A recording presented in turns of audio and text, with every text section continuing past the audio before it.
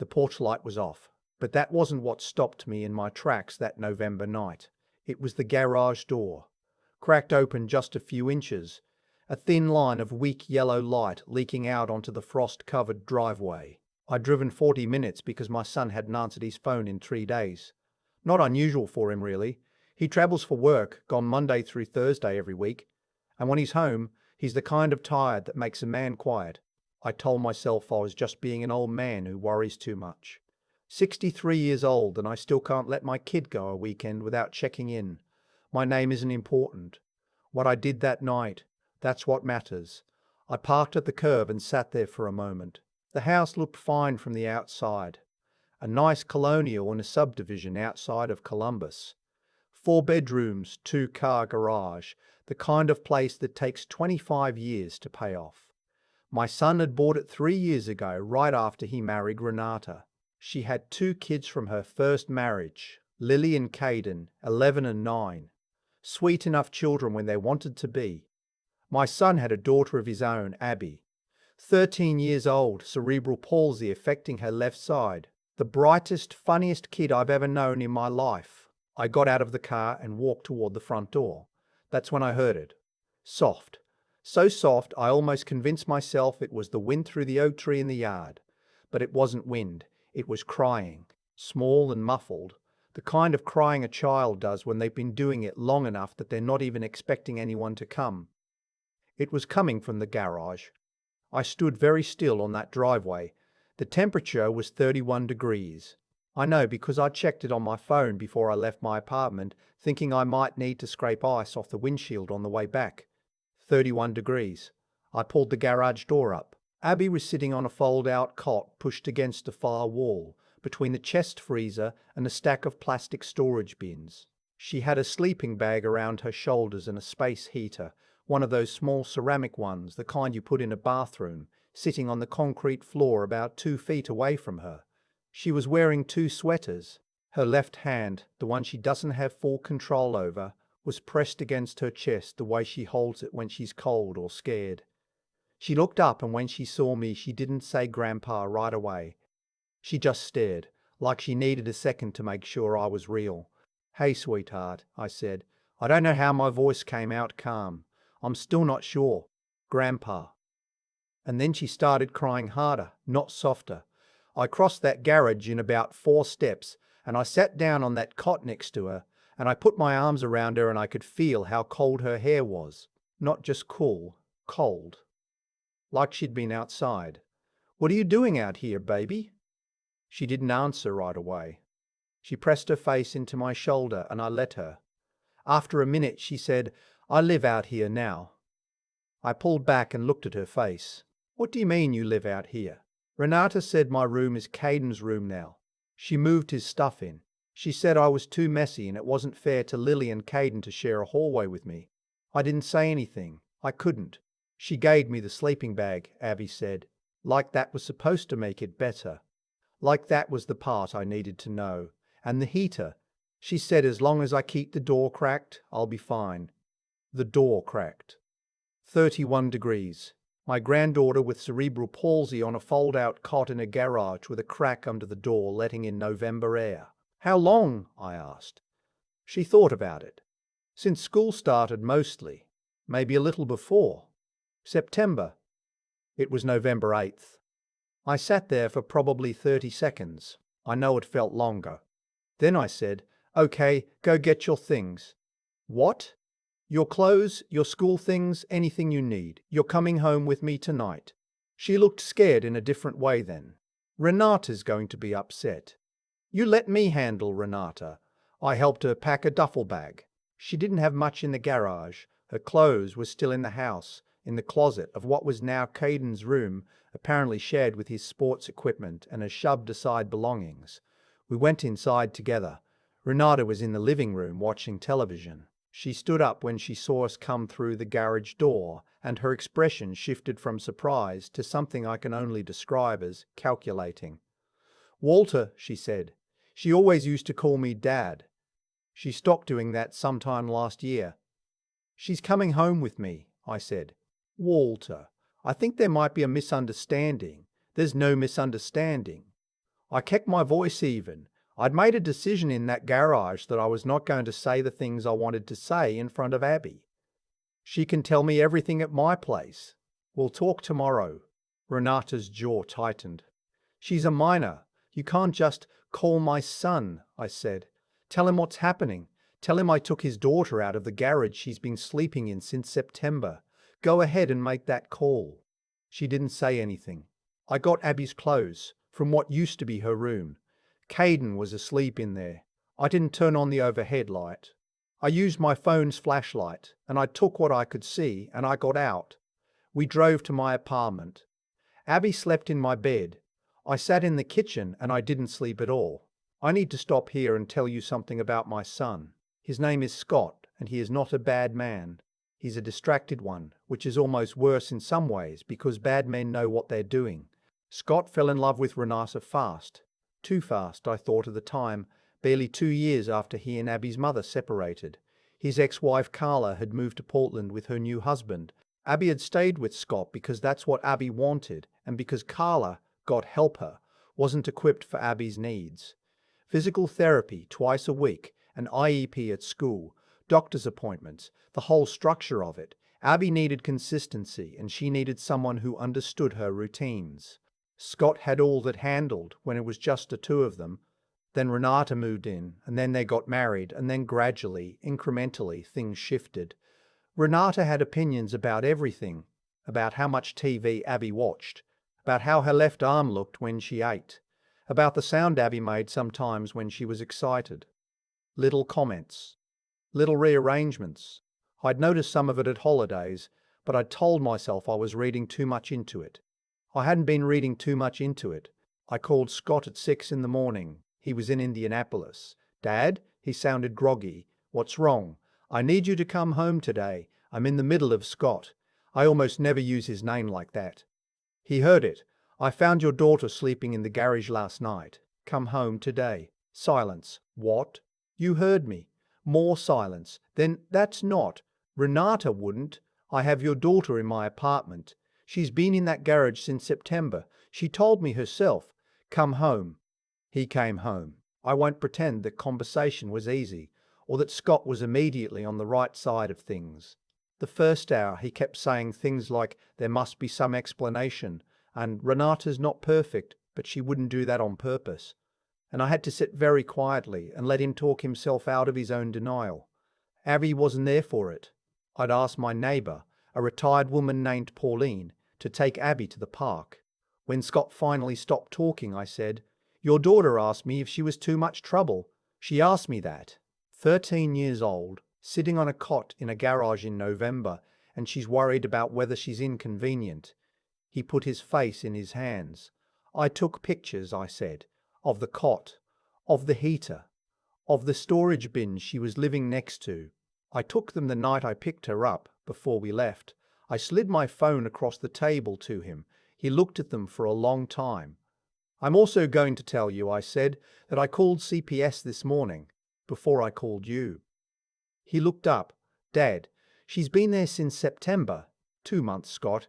You've been home on weekends. How did you not know? That's the question everyone asks, and it deserves a real answer. The one Scott gave me that day, and the one that came out in more detail over the following weeks, was this. Abby had a bedroom. When Scott was home, he passed by it, see the door closed, assumed she was inside. Renata had told Abby, apparently very clearly, that if she said anything to her father, she would have to go live with her mother in Portland, and she'd never see her friends again. 13-year-olds believed those threats. 13-year-olds with already fragile self-esteem, who spent their whole lives wondering if they're a burden, believed them absolutely. Renata hadn't padlocked her in a dungeon.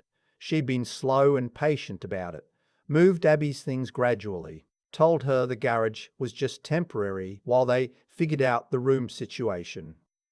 Kept her afraid to say anything. Scott moved Abby back into the house that week, into a different room because Renata had given Caden's room a whole makeover by that point. New furniture, shelves, the works. Renata played the role of wrongly accused wife. She cried. She said she'd been overwhelmed. She said she loved Abby. She said the garage arrangement had been Abby's idea because Abby wanted her own space. I want you to understand something. I'm 63 years old. I worked as a claims adjuster for 30 years. I know what a lie, constructed to sound like a reasonable explanation, looks like. I've heard thousands of them. The CPS worker who came to the house was thorough. She spoke to Abby alone. She spoke to Lily and Caden alone. She spoke to Scott. She spoke to me. She saw the photos. She reviewed the space heater model. That particular unit is not rated for overnight use and specifically warns against use in enclosed sleeping areas. She noted the temperature records I'd looked up online for our county on the nights since September. There had been 11 nights below 40 degrees. It took about 3 weeks. At the end of it, Renata had a founded finding of neglect against her. A founded finding goes into the state child abuse registry. It affects custody, employment in childcare and education, certain professional licenses. Renata's response to the finding was to escalate. She hired a family law attorney and pushed for Scott to either drop any legal action against her or she'd drag out the divorce. Because yes, by this point Scott had filed. He'd been slow about it. Slower than I wanted, but he filed. Here's the thing about people like Renata. They always believe their own leverage is stronger than it is. The divorce attorney Scott hired was a woman named, well, it doesn't matter. She was good. She looked at everything and she said, the founded neglect finding is significant. The photographs, the dates, the text messages. Because there were text messages, Renata had texted a friend of hers describing Abby as honestly exhausting to deal with and not my problem to manage, and in one message that Scott's attorney almost certainly wished she could project on a billboard, I told her she gets the garage until we figure something else out. She should be grateful she's not at her mother's. That text went out in October. The divorce was not kind to Renata. The house had been bought primarily with Scott's income and a down payment from money Scott's mother had left him, my late wife Nancy. The court found that Renata's contribution to marital assets was limited, and given the founded neglect finding, the judge was not inclined toward generosity. She received a modest settlement and no claim to the house. Scott kept it. She was allowed to transition Lily and Caden's custody arrangement to their biological father, her ex-husband, who had been trying to get more parenting time for 2 years. He got primary custody. Renata got alternating weekends. She walked out of that marriage with less than she'd walked in with, and a record that will follow her for a long time. I'm not going to tell you I feel sorry for her. What I will tell you is what happened in the months after, because that part matters too. Abby went back to seeing her therapist twice a week instead of once. Her therapist told me, with Abby's permission, because Abby wanted me to know that the garage months had done real damage to how Abby thought about herself. The question she'd asked me that night, am I too much trouble? She'd been asking herself that for years probably, but Renata had given it a concrete shape, had made it architectural, literally. You belong out there, not in here. It takes a long time to undo something like that. It doesn't happen in a month or a year.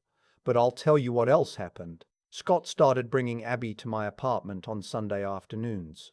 We'd cook together. Abby loves to bake and she is surprisingly good at it. Her left hand is more capable than people expect when she has time and patience. We'd make something, usually too much of it, and sit at my kitchen table and talk. Not always about big things. Sometimes about her friends, about a show she was watching, about the physical therapy exercise that was annoying her that week. There was an evening in February, a couple months after everything had settled, when Abby was rolling out biscuit dough at my counter. She'd been quiet in a comfortable way, the kind of quiet that means someone is just present, not guarding themselves. She said without looking up, "Grandpa, do you think I'm going to be okay?" I thought about it. I didn't want to give her the easy answer, the automatic one. She deserved better than that. "I think you already are," I said. "I think you've been okay this whole time, even when you didn't know it. I just needed you to know it too." She didn't say anything back. She just kept rolling out the dough, and after a minute she started humming something. I don't know what song it was. It didn't matter. The apartment smelled like flour and butter, and the heat was on, and my granddaughter was humming at my kitchen counter. That's the thing I go back to when I think about all of it. Not the garage, not the photographs, not the court dates, not the look on Renata's face when the settlement was read. I go back to that kitchen in February. I had stopped by that night in November on a gut feeling. 40 minutes in the car because an old man worries. I thought about what would have happened if I hadn't gone that night, if I'd waited until the weekend, or told myself he'd call back when he was ready. I don't let myself sit in that thought too long. Scott isn't perfect. He'll tell you himself. He's said it to Abby directly more than once in my presence, that he should have seen it, that he let it happen by not looking. Abby, who is more gracious than most adults I know, told him once, "I know you didn't know, Dad. I didn't tell you." And he said, "You shouldn't have had to." She nodded at that, slow, and something in her face shifted. Not forgiveness exactly, or not only that, more like the beginning of understanding that she didn't have to carry that question alone anymore. It's not a clean ending. Real things rarely are. But Abby is in her own room now, with her things on her shelves and her name on the door. She picked a little ceramic nameplate at a craft store, painted it herself, blue letters with small yellow stars around the edges. Scott sent me a picture of it the day she put it up. I keep that picture on my phone. Some nights I still drive past that house on my way home from nowhere in particular, the way you do when your mind just carries you somewhere.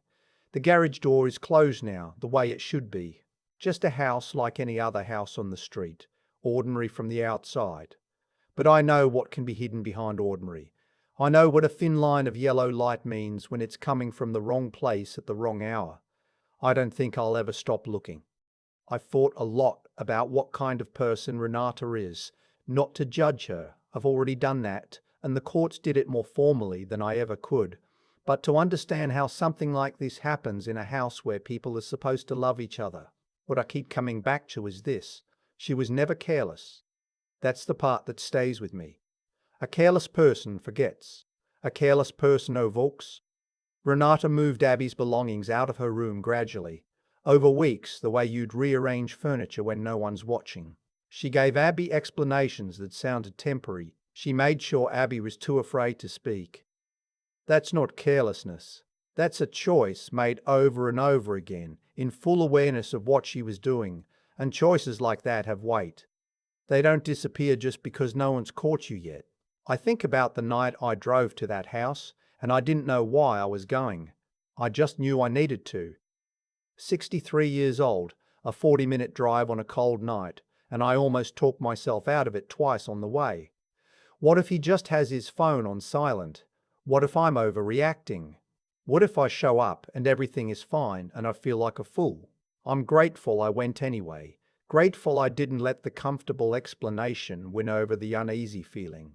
That's something I tell anyone who asks me about this story. The quiet feeling that something is wrong, the one that doesn't have evidence yet, the one that's easy to dismiss. That feeling is worth something. Don't talk yourself out of it. Drive the 40 minutes. Check anyway. Abby didn't ask to be born with cerebral palsy. She didn't ask to have a mother who couldn't manage her needs, or a father who fell in love with the wrong woman at the wrong time, or a stepmother who saw her as an inconvenience to be relocated. None of that was her fault, but she'd spent years absorbing the weight of it, carrying questions she shouldn't have had to carry, about whether she was too much, whether she was worth the trouble, whether she belonged inside or outside.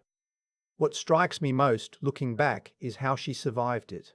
2 months in a garage, cold nights, a space heater that wasn't rated for sleeping, and she still went to school every day, still did her homework, still came home to that cot and got through another night. That kind of endurance, quiet, unwitnessed, not asking for applause, that's not nothing. That's a person with something real inside them that circumstances couldn't touch. Scott had to reckon with his own part in it. That was hard to watch, and harder, I think, to live through as a father watching your son sit across from you and understand what his silence had cost. But he did it. He didn't make excuses forever. He looked at the photographs and he came home, and eventually he said the right things to his daughter and meant them. It's not a clean redemption, but it's real, and real is what counts. Renata believed her leverage was stronger than it was. She believed she could control the story, manage the fallout, make herself the wrongly accused party. She'd built her life on a particular kind of intelligence, not wisdom, but cleverness, the ability to construct explanations, the ability to make others doubt what they'd seen. And it worked for a while, the way those things always work for a while. But there's a kind of reckoning that comes when what you've done is documented. When there are photographs and temperature records and text messages where you said, in your own words, that a child should be grateful for a garage. Cleverness doesn't survive that. Only honesty survives that, and she didn't have any. Abby has a ceramic nameplate on her bedroom door now. Blue letters, yellow stars. She painted it herself. I keep the picture of it on my phone. That's enough for me.